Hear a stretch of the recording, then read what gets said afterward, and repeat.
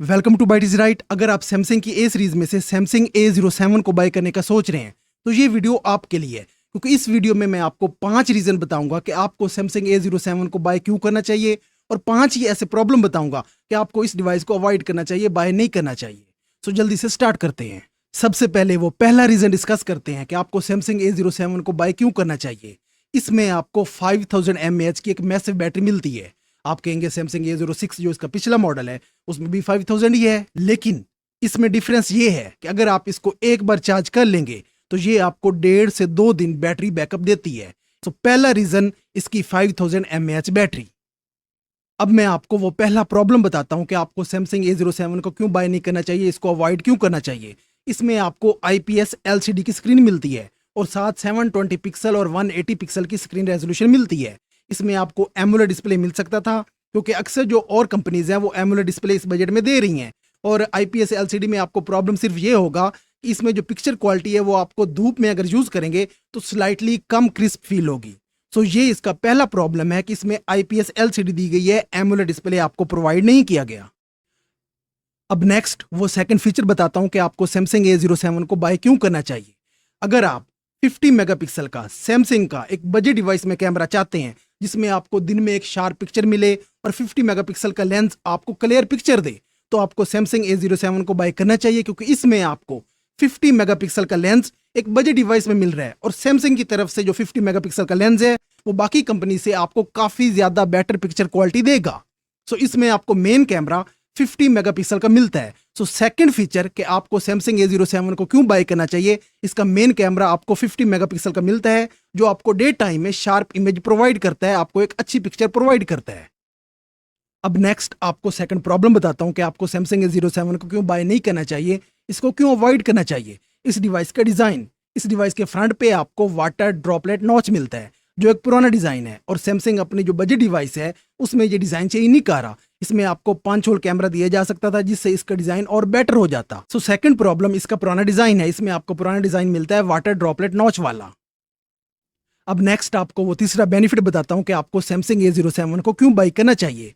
इस डिवाइस में आपको 6 साल तक सॉफ्टवेयर के अपडेट मिलते हैं। 6 साल तक सॉफ्टवेयर के अपडेट एक मेजर बेनिफिट है, क्योंकि अगर आप इस डिवाइस को 6 साल तक यूज करते हैं तो ये डिवाइस आपको 6 ईयर तक न्यू फील होगी।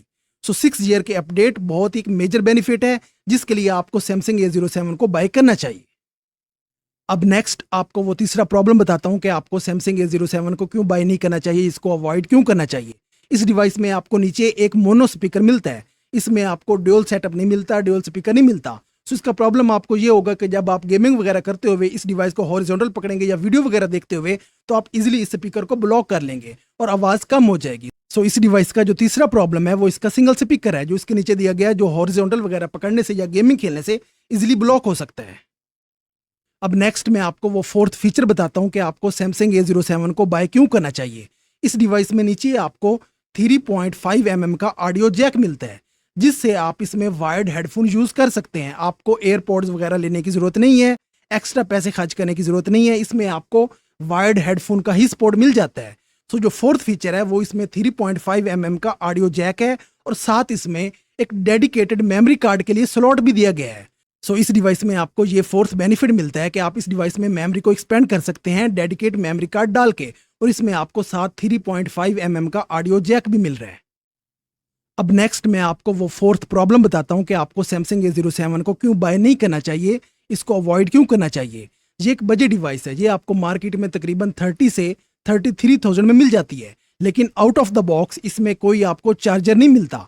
ये बजट डिवाइस है, इसमें चार्जर देना चाहिए था, क्योंकि अदर कंपनीज आपको इस प्राइस रेंज में out of the box charger दे रही हैं। सो ये इसका फोर्थ प्रॉब्लम है कि आपको एक्स्ट्रा पे करना पड़ेगा इसके चार्जर के लिए।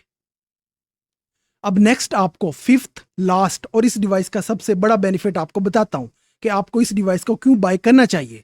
इस डिवाइस में आपको मीडियाटेक का Helio G99 प्रोसेसर मिलता है जो कोई भी और कंपनी आपको 60,000 से नीचे की डिवाइस में प्रोवाइड नहीं करती। जो सैमसंग ने अपनी बजट सीरीज में आपको मीडियाटेक का Helio G99 प्रोसेसर दे दिया है। सो इसमें आपको जो परफॉर्मेंस है इस डिवाइस की तमाम रेंजेस में आपको सबसे बेटर मिलती है। सो ये इसका फिफ्थ और सबसे बड़ा बेनिफिट है कि इसका जो प्रोसेसर है वो मीडियाटेक का Helio G99 है जिसके लिए आपको इस डिवाइस को बाय करना चाहिए। अब नेक्स्ट आपको वो पांचवा प्रॉब्लम बताता हूं कि आपको सैमसंग A07 को क्यों बाय नहीं करना चाहिए, इसको अवॉइड क्यों करना चाहिए। इस डिवाइस में आपको पुअर रैम मैनेजमेंट मिलती है। उसका मतलब यह है कि जब आप मल्टीटास्किंग करते हैं और दोबारा आप ऐप पे वापस जाते हैं तो दोबारा ऐप रीलोड होती है। सो मल्टीटास्किंग में आपको रैम की पुअर मैनेजमेंट मिलती है। सो ये इसका पांचवा प्रॉब्लम है कि आपको इस डिवाइस को क्यों अवॉइड करना चाहिए, क्यों बाय नहीं करना चाहिए। अब नेक्स्ट इस डिवाइस के बारे में मैं आपको अपनी पर्सनल और फाइनल रिकमेंडेशन बताता हूँ कि अगर तो आपका बजट 30 से 33,000 तक है तो आप मेरी गारंटी पे, मेरी रिकमेंडेशन पे ये डिवाइस बाय कर लें। और मैं आपको गारंटी देता हूँ कि इस बजट में आपको कोई भी और डिवाइस इससे ज़्यादा बेटर परफॉर्मेंस प्रोवाइड नहीं करेगी। ये मेरी रिकमेंडेशन है कि आप सैमसंग A07 को बाय कर सकते हैं अगर आपका बजट 30 से 33,000 तक है। अब इतनी अच्छी रिकमेंडेशन के बाद इतना तो बनता है कि मेरी तरफ से आपके लिए एक फाइनल रिक्वेस्ट है कि अगर चैनल पे नए हैं तो प्लीज़ सब्सक्राइब द चैनल। इतना तो बनता है। और अगर इस तरह की और रिकमेंडेशन की आपको वीडियो देखनी है तो आपको इधर मिल जाएंगी। Thank you.